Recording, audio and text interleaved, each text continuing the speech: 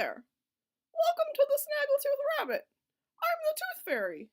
See? It says right there. Today we have a story for you. It's a very beautiful story about a piggy named Plum the Unlovable. So stay tuned, because here it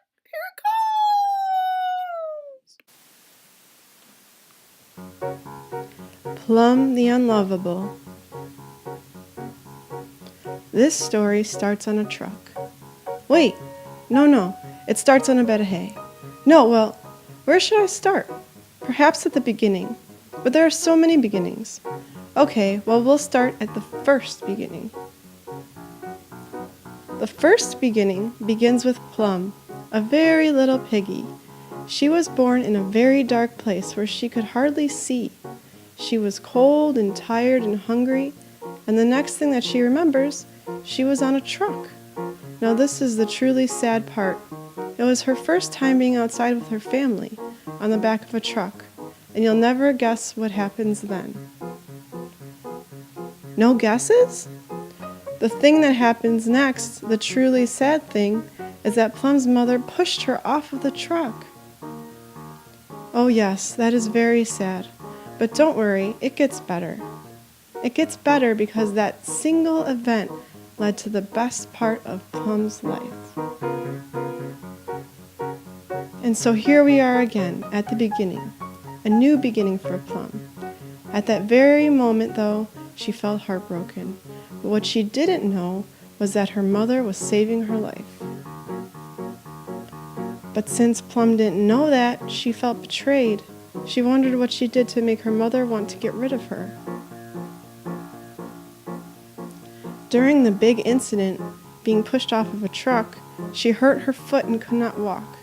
For a while she sat down on the side of the road and cried and cried. She cried so much and for so long that she lost track of time. Soon the sun started going down, and Plum got scared. A little birdie heard her crying and stopped to ask her what was wrong.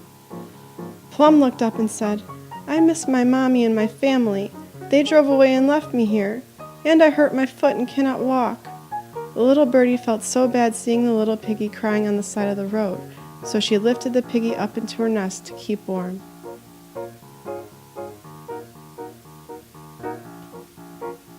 That night, Plum slept with all of the little birdies, but they were all squished and squashed. Plum took up most of the nest. Even though she was quite small for a piggy, she was very big for a bird. In the morning, the mother bird lifted Plum back down to the street. "I'm sorry, little piggy," the bird said, "but you are too plump to fit into our nest." And the bird flew off. "I'm too plump," thought Plum. She didn't know what that meant. So Plum was right back where she began. And so here we are, another beginning. She started to cry once again, feeling quite lonely and glum.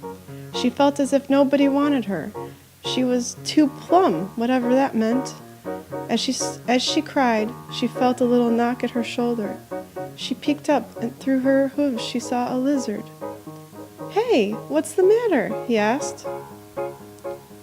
Plum saw the lizard and said, "I miss my mommy and my family. They drove away and left me here, and I hurt my foot and could not walk." The lizard said, "Oh, well, I can carry you." Plum hopped onto the lizard's back and he started to walk down the road. Even though she was little for a piggy, she was very big for a lizard, and the lizard found himself sweating with sweat. "I'm sorry, little piggy," the lizard said, "but you are too plump to fit onto my back." And he carried on down the road without her. "Too plum," the little piggy whispered to herself, and once again she began to cry. This was another beginning for her. She always found herself having to start over. Poor Plum was once again glum. She felt as if nobody wanted her. She gave up and cried into her hooves. Then it started to get dark. Plum was all alone and sad. She started to shiver, so she tried to curl up to keep warm. Just as the sun went down and it got dark, she heard the crickets, and then footsteps. It was a little child. "What's the matter, little piggy?" the child asked. Plum looked at the little child. She wanted to tell the child that she missed her mommy, and that her family drove away and left her here, and that she hurt her foot. But she looked up to the little child with tears in her eyes. The child said, "You must be lonely out here all by yourself. And look, you've hurt your foot. We'll take care of you." Plum was too plump for a bird's nest and too plump for a lizard's back, but she was very small for a piggy and fit right into the child's arms. The child took her home and made a bed out of hay. The family fixed her foot and gave her blankets to keep her warm. "You will fit right in here," they all said. Plum closed her eyes and fell asleep in the hay, safe and secure. The next morning she woke up. She was so happy to be warm and fed. In fact, she hadn't realized how hungry she really was. She began to eat everything in sight. She even ate the child's books. When she realized that she'd done something wrong, Plum expected the child to tell her that she was too plump and to drop her off on the side of the road. But instead, the child just giggled at her, and he said, "That's my Plum." Plum was a silly piggy, and she made a dress out of hay. While making her dress, she got hay all over the house, but nobody even seemed to mind.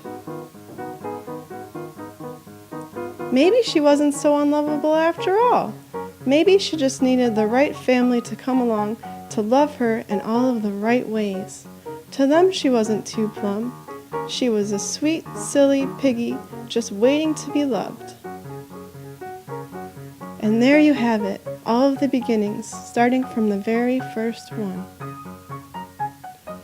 And that is the story of Plum, the little big piggy who found her family after so many beginnings.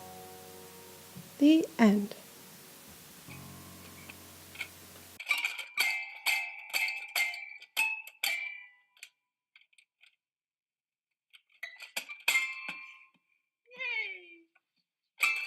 Oh, wait! We're just getting word in of a rare Ooga Booga sighting! Ooga Booga, Ooga Booga, Ooga Booga, Ooga Booga, Ooga Booga, Ooga Booga. Ooga?